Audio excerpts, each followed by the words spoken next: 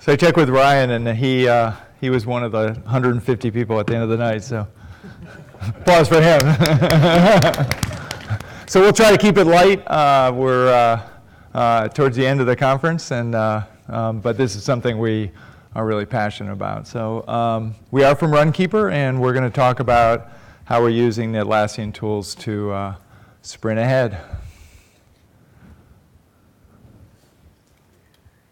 I'm Doug. Hi, I'm Rebecca. And this is what we're really passionate about, is enabling active living for everybody. And our belief is, and how we believe that we can bring active living for everybody is through guidance and motivation. Everybody has a mobile phone. We believe this, and wearables is the way to get that.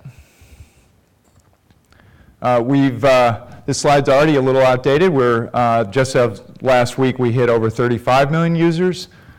We've tracked trips in almost 200 countries. We're very international.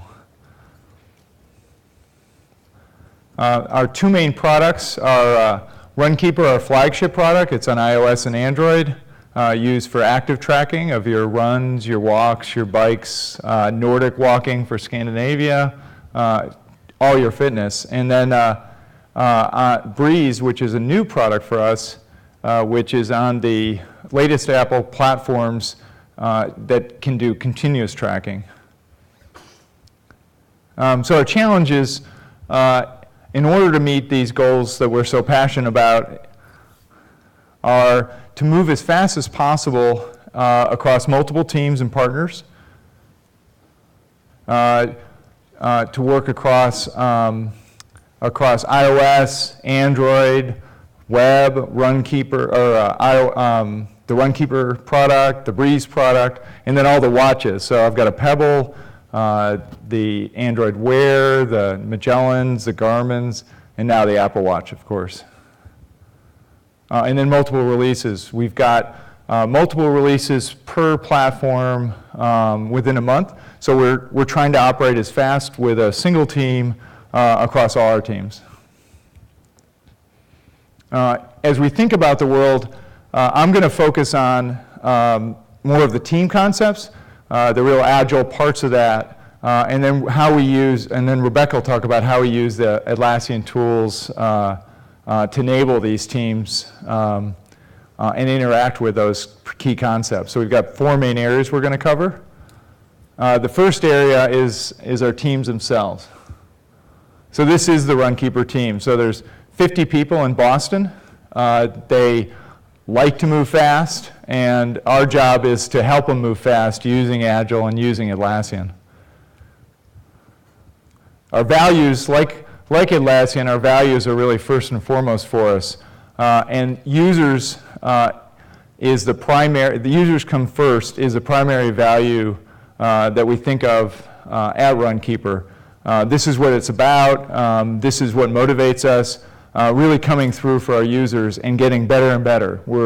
We really love our product, but we really want to make it better and better over time, and we can, and these are the tools that we use to get there. To get better, we believe that speed and quality are both important. We don't want to sacrifice speed or quality for the other, so we want both of them, and that's what we're using Agile and the Atlassian tools to achieve. And then finally, we really respect the individuality of our team members and our teams. We want them to be as motivated as possible to build the best products they can. So finally, our goal overall is to deliver the best products at the fastest possible way with the highest quality with really highly motivated teams. Give you a sense where our teams have been. This is our team circa 2011. They're small, scrappy, get-it-done crew. There was no real structure, felt like it was needed, but it began to get hard to add new team members. And as our release cycles began to get kind of inexplicably longer. We struggled with how we wanted to proceed. There really wasn't a good way to improve things or no defined way. And then Rebecca led the effort within Runkeeper to introduce Agile in April 2012. This is the team today. It's a larger team, but still scrappy and still get it done crew. We've got many more skills and functions. So we've, full-time UX, full-time QA, full-time support, big innovations for us. And we've now put these teams together with everyone operating in an agile fashion, which Rebecca's going to talk about. So giving a little more context to how our agile teams are set up at Runkeeper, we started out with one team. We were about 20 people at this point in time, and we had one Scrum team. And since then, we've evolved. We've now got Scrum, Kanban, and Scrumban. You guys have heard a lot about Agile probably since you've been here, so I won't go into that too much. But for us, it's been an interesting journey going from that one team to really expanding teams and then changing things depending on what worked for the different teams. So how it's actually split up today is our Runkeeper teams that are building the product are running Scrum, as well as our Breeze team and our data team. Our DevOps team, which does our systems, and they support a lot of other teams, they're actually running Kanban, as we found since their priorities change a lot. Because they're supporting other teams, that was a better fit for them because they're just continuously pulling from their backlog. And then our user support and our marketing and community teams are actually using kind of Scrumban, that's what we call it, to support some of their day-to-day operations when they have just other projects that they want to get done. So the next area is the humanity of teams. So we try to remember teams are made of humans. One size doesn't fit all, except when it does. And these are all the people in their Runkeeper attire. We try to foster a democratic process within the team. So the Atlassian tools, we use it in a way that helps with that. We really work for team members to opt in. It's much more motivating when you volunteer for something. And I love how the team members go for the biggest challenges first, and we try to foster that. Each team works to optimize their own process, so the Atlassian tools have to help us with that, not get in the way of that, and they do. And then we have found we do need to be strong about the key roles. So the product owner and Scrum Masters play key roles in the process, but we remind everyone their role is to facilitate discussions, not control discussions. Daily stand-ups are held by every team, but again, it's done in an individualized way.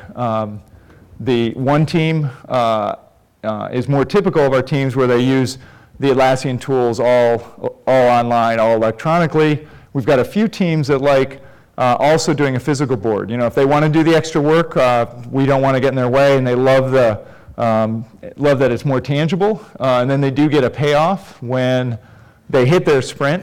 This was actually last week I was able to add this. They can celebrate, and it just feels more tangible to those teams.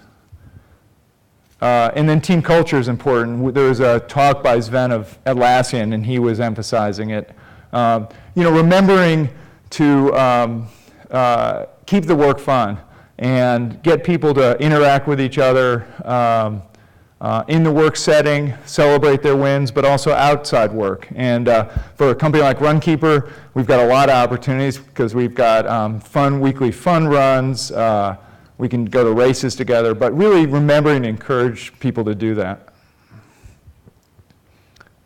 And then Rebecca's going to talk about how we use the tools to keep the humanity and keep the teams and allow them to be themselves.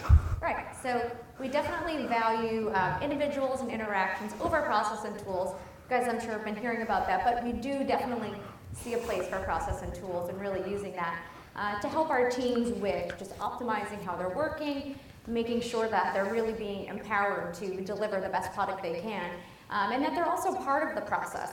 If a team is going to be responsible for executing something or using a tool, they really need to be part of taking ownership and wanting to use that tool or process. So these are kind of core things we're thinking about as we're putting in place any tool or process. So for us, just kind of a framework we like to go through, are just kind of looking at these couple of things when we're thinking about tools and process, just getting the right people together to talk about these things and make sure if we're putting something in place that it makes sense for the teams. So real-time examples for us, when we decided to actually get Jira, which is what we started out with, we had been using Google spreadsheets to manage some of our product backlog. And thinking through these things is how we really decided to actually go ahead and get Jira. We also ended up implementing a mobile release cadence, so that's our set schedule for when we deliver our products. Prior to that, it was just kind of ad hoc, when things were ready, when the timing felt right. But really thinking through this, we discovered it made a lot more sense for us to have a more defined process for that. So I want to talk about how we actually use the Atlassian tools to help with our process and our tools. So we've got our toolbox up here, as well as the different other integrations that we work with. So I'm going to go through these in a little bit more detail. Just quick question for folks here. If you could just raise your hand if you're a Jira administrator. Excellent.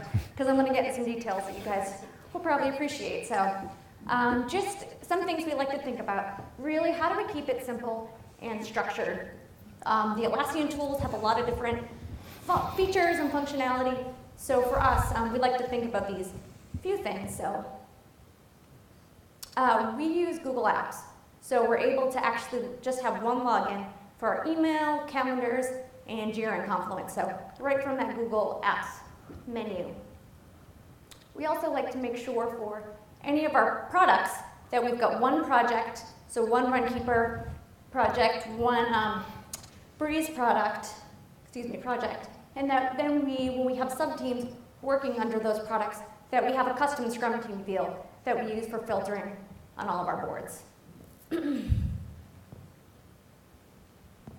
All right, so if you guys are using Jira Agile, you're probably familiar with the plan and the work modes.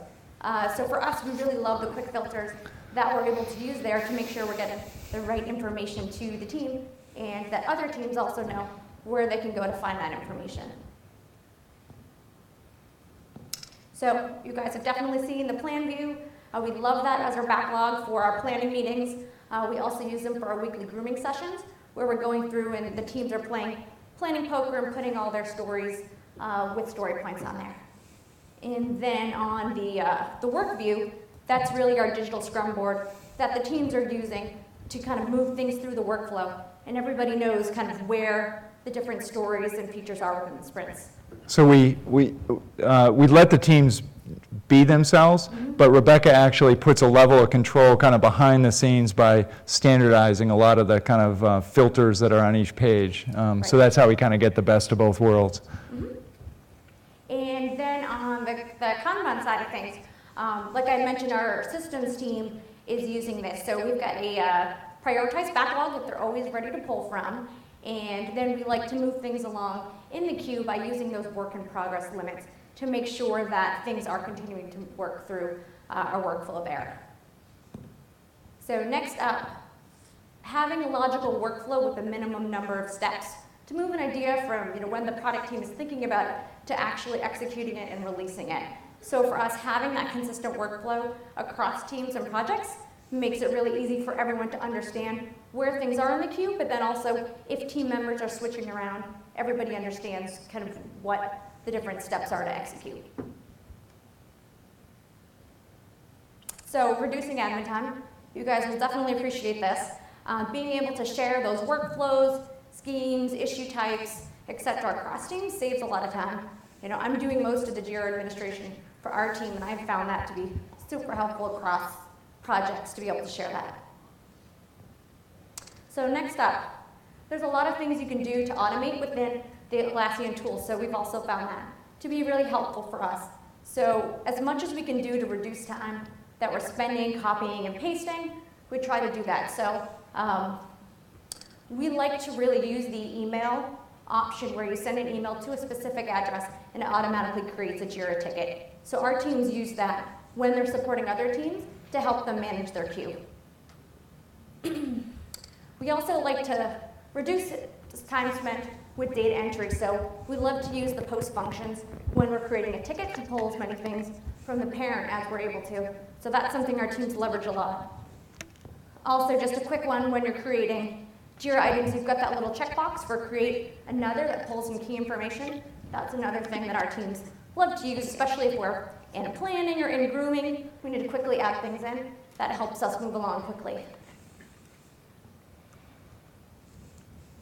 So making sure the right people have access to the right information is another thing we're able to do with some of the automation here. So when an item, or when a ticket's created from an email, we make sure it goes to a specific queue using a specific workflow for that specific issue type. Also, when bugs come in, we like to have them go right to our QA lead. So anything that comes in with that issue type goes there for triaging that we then split across the different teams. And Confluence blueprints. We love these. We've taken them and customized our retrospectives, our meeting notes. We've created other ones. So this has been really helpful for us across teams to get meeting notes in quickly. And HipChat. We love HipChat. We use it a ton for reminders. So we work with Zapier. We have automated reminders for team demos that we do on a regular basis. Retrospectives, just letting people know in their different HipChat rooms these things are coming up. And then, of course, integrating with GitHub. When a new branch is created, when there's a pull request, all of that goes into our platform-specific rooms in HipChat. And I'm going to talk a little bit more about communication. All right. Thanks, Rebecca. So the final area is thinking about communication and remembering that people and teams all have different communication styles, and we think about all the different ways we can help with that, and Atlassian certainly helps with that a lot.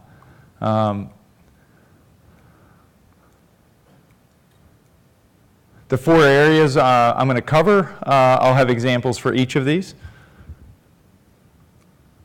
So the first is we encourage people to think, they're working on a product, they really like it, but you're working a thorny issue. You've got the new iOS 8 Gold Master, and GPS isn't working, and GPS is kind of important to us, and you're trying to work that.